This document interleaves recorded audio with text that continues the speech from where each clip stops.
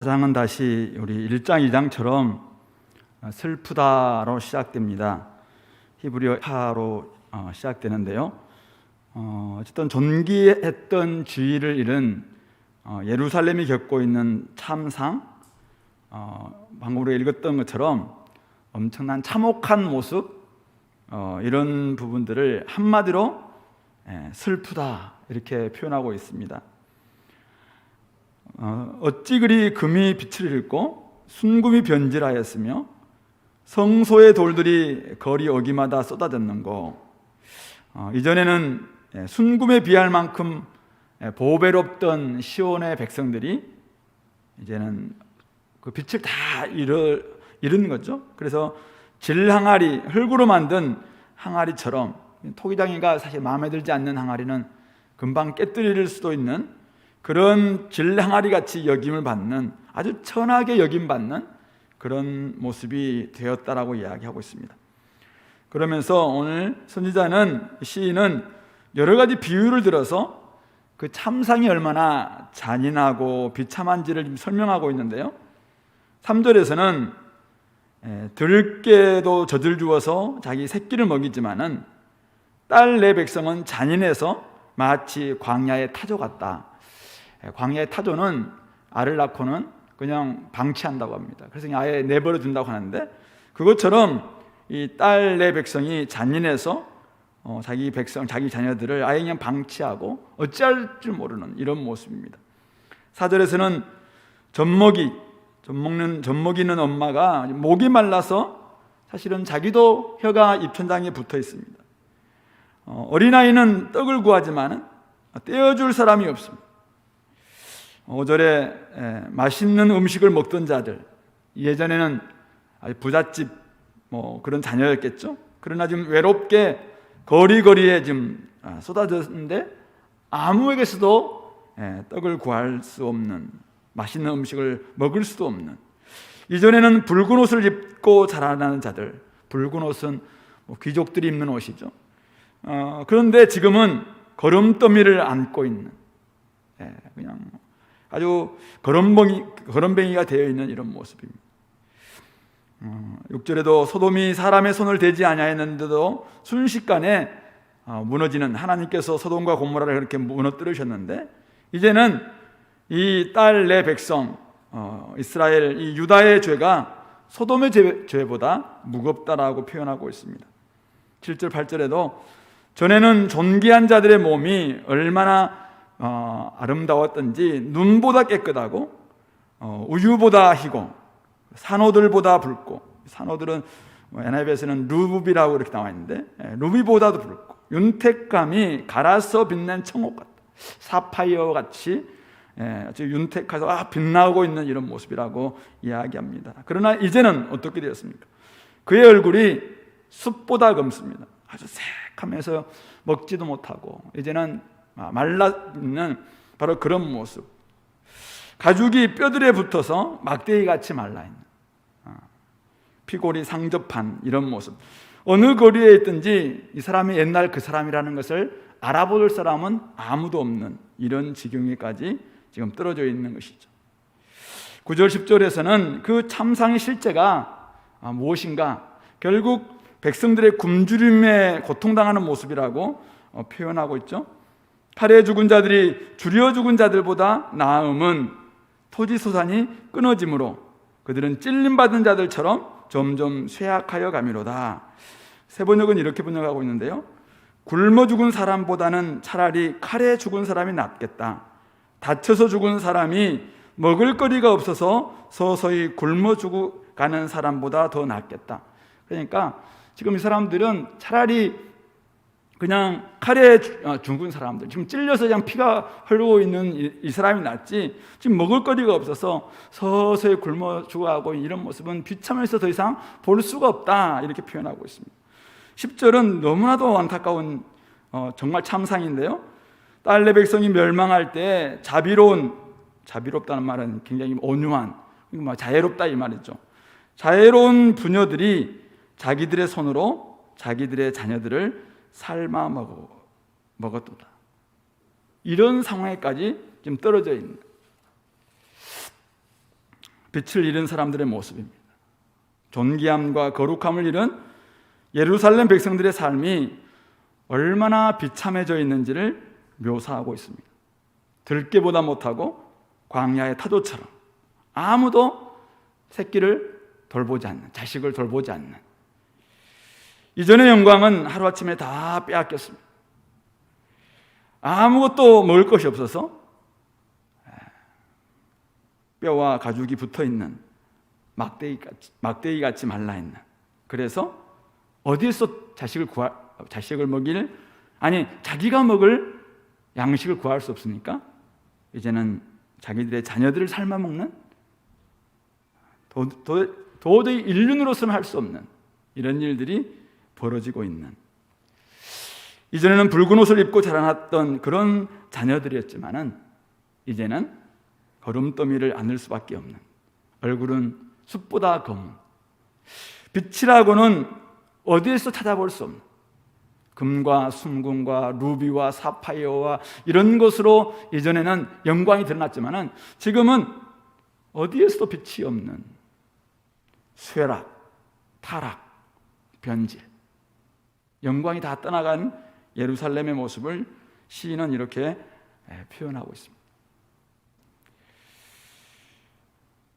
굶주림에 지친 젖먹이들, 먹을 것을 구하는 아이들의 애처로운 눈동자, 마땅히 보호받아야 될 아이들이 여기저기에서 나뒹굴다가 속절없이 죽어갈 뿐만 아니라 이제는 부모들에 의해서 양식으로 삼는 그런 지경에까지 벌어지고만, 도대체 이런 일들이 어떻게 벌어질 수 있는가? 슬프다, 이 한마디로 사실은 표현하기에는 너무나도 안타깝고 애처롭고 비참한 이런 상황인 것이죠. 그런데 이런 모습이 결국은 지금 다 오늘 자녀들을 굉장히 많이 이렇게 대조시키고 있죠. 자녀들을 돌보지 못하고 있는 모습. 이전에는 부잣집 아들이었고 부잣집 딸이었고 예쁜 옷 입고, 그런데 지금은 어디에도 빛도 없고 다 이렇게 자녀들까지도 먹을 수밖에 없는. 그러니까 부모 세대가 자녀 세대들을 위해서 전혀 지금 해줄 수 있는 게 없는, 그리고 결국 이렇게 자녀 세대들이 고통당하고 비참하게 죽어갈 수밖에 없는 것이 사실은 기성세대들이었고 부모들, 선조들의 잘못이다라는 부분들을 사실은 오늘 보여주고 있는 것 같습니다. 무책임하고 악한 행위가 다음 세대들의 위기와 고통으로 이어졌다는 것이죠. 어른들이 저지른 죄와 잘못 때문에 무고한 아이들의 미래는 불타버리고 없는 것입니다. 멸망당한 예루살렘, 얼마나 참혹했던지 도대체 그 말로는 표현할 수 없는 이런 모습이 되고 있는데, 과연 이거 누구의 책임이냐? 오늘 우리가 우리 자녀들의 미래를 참 많이 고민하고 걱정합니다. 다음 세대들의 앞날을 우리는 많이 또 기도하기도 하고 꿈꾸기도 하고 준비하기도 합니다. 그런데 혹시 우리가 우리 자녀들, 우리 다음 세대들의 미래를 지금 행복하게 만들어주고 있는 것일까? 아니면은 더 비참하고 힘들고 애처롭고 빛을 잃고 영광을 잃게 만드는 그런 모습으로 지금 우리가 가고 있지는 않는가, 스스로 한번 돌아볼 수 있으면 좋겠습니다. 자신의 탐욕, 욕심, 죄, 잘못, 어떤 이런 것들로 인해서 결국 자신만 문제가 아니라 다음 세대, 자녀들, 그리고 우리 사랑하는 진짜 우리의 아이들, 그들의 앞길, 앞날 어려움을 주고 있는 것은 아닌지, 부모로서 또 기성세대로서 또 우리가 책임을 지고 있는 어쨌든 여러 가지 우리 돕는 사람으로서 이런 부분들 한 번 정도는 좀 생각하고 넘어갔으면 좋겠다 생각합니다.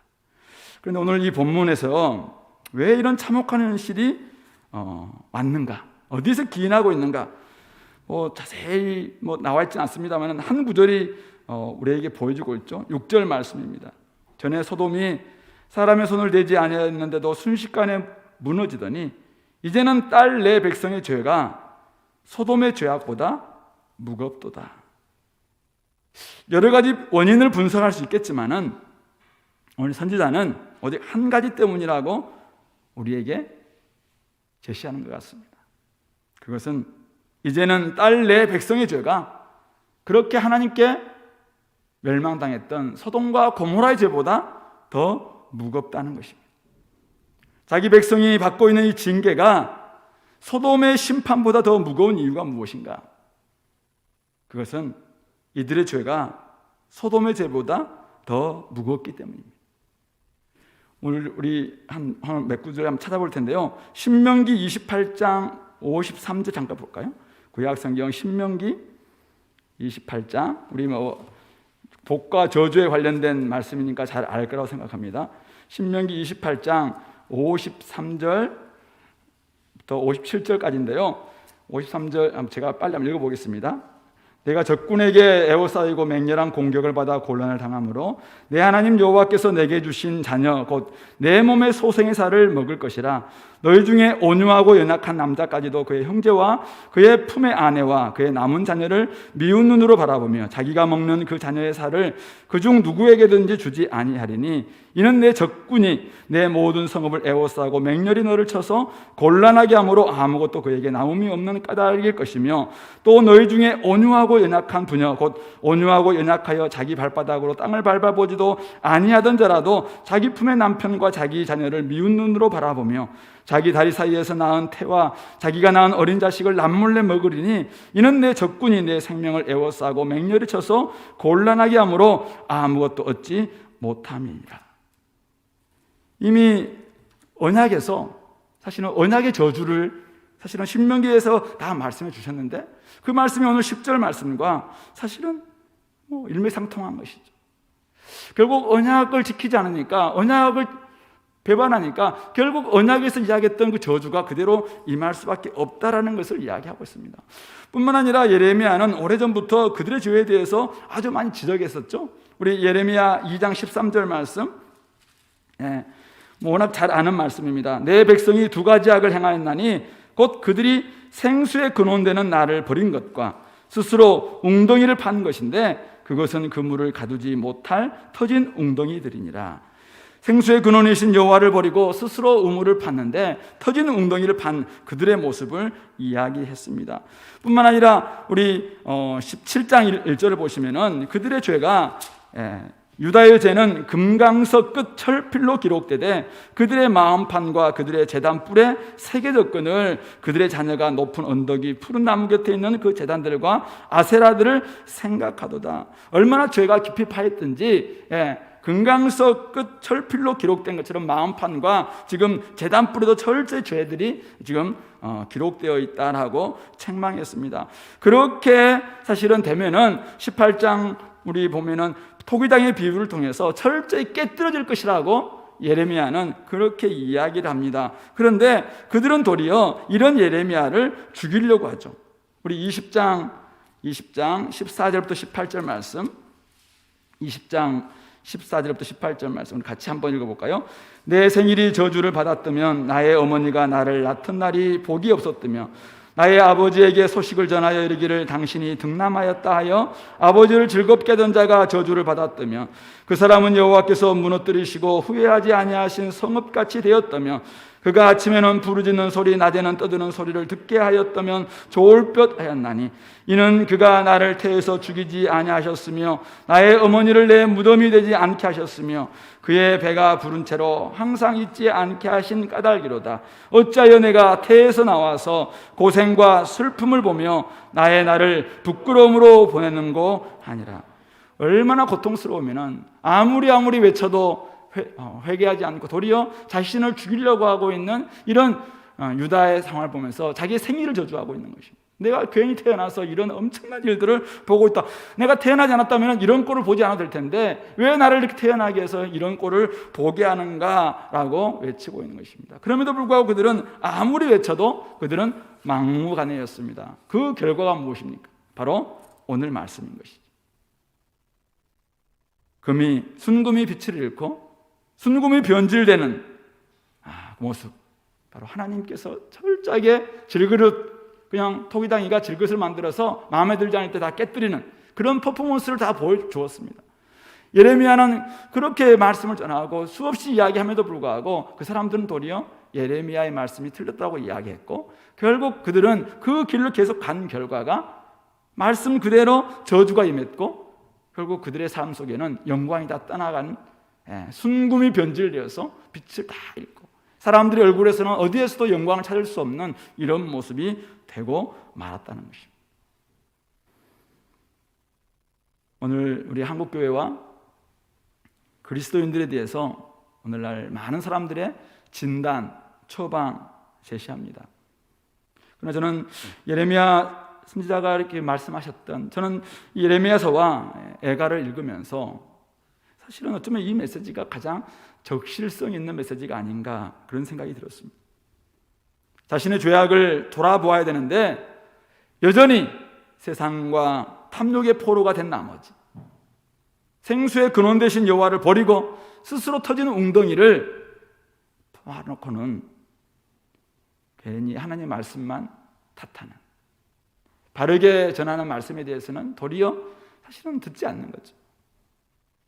오직 세상에 짝하는 모습, 생수의 근원 되신 여호와를 버리고 자기가 스스로 뭔가를 해보려고 해본들 결국 거기는 물을 담을 수가 없는 터지는 웅덩이에 불과합니다.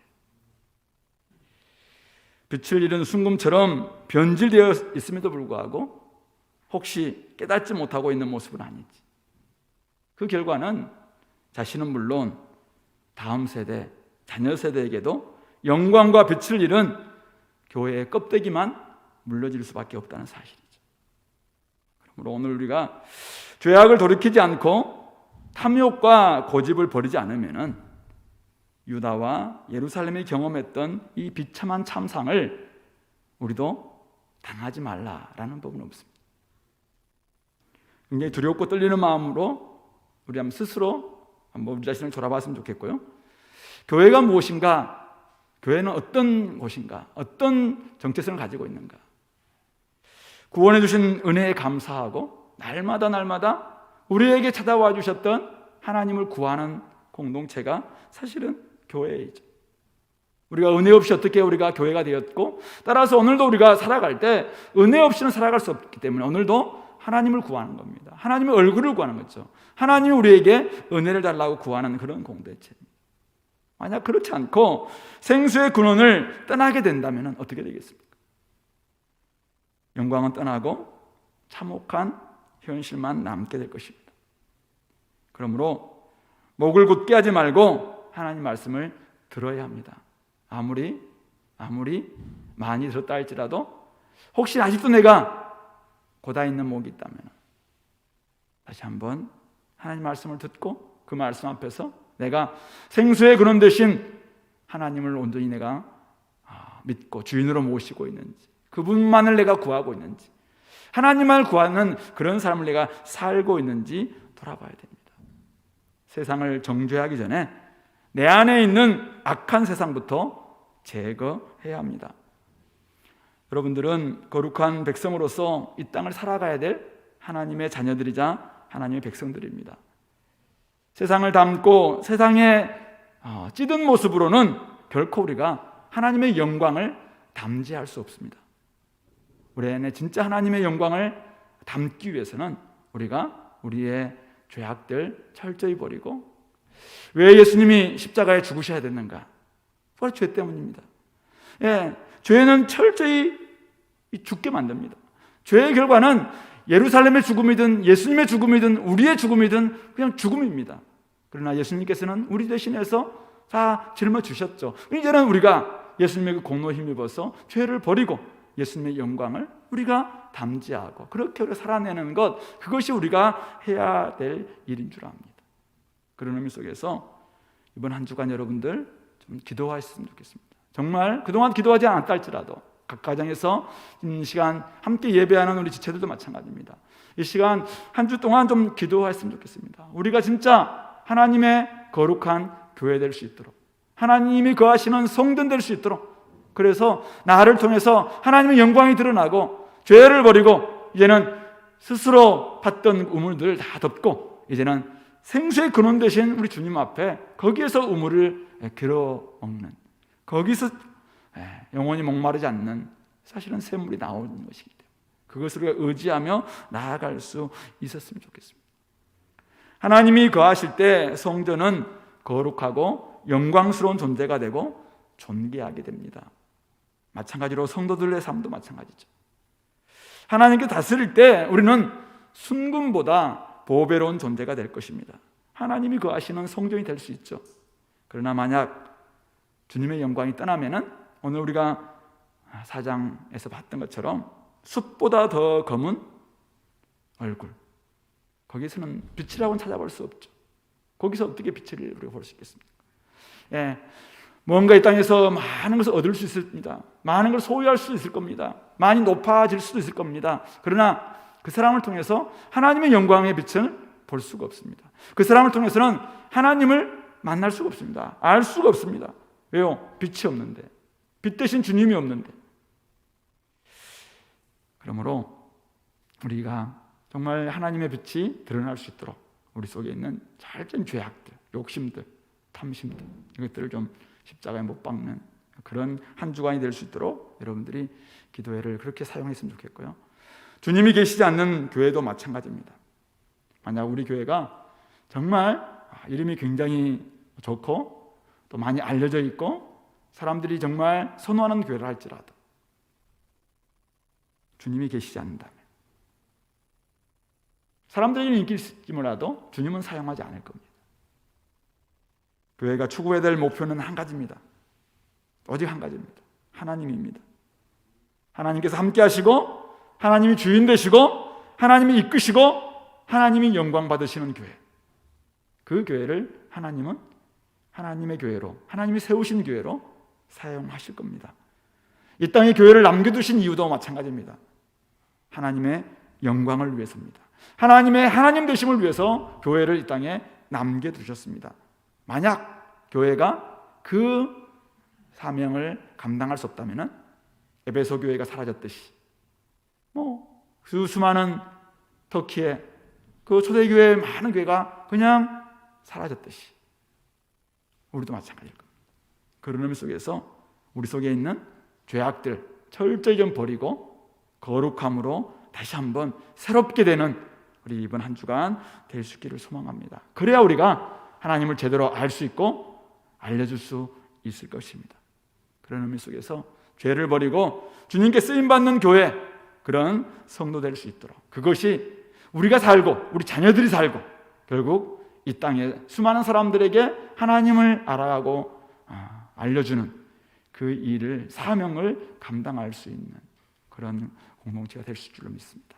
그걸 놓고 이 시간에 하나님, 혹시 내 속에 있는 스스로 터진 웅덩이를 파고 있는 내 모습은 아닌지 한번 돌아보게 달라고 기도했으면 좋겠고, 언약의 말씀에서 이미 다 말씀하셨음에도 불구하고 말씀보다 더 중요시 여기는 그런 모습들이 나에게 혹시 없는지, 그러면은 당연히 언약의 말씀은 그냥 이 말씀밖에 없어요.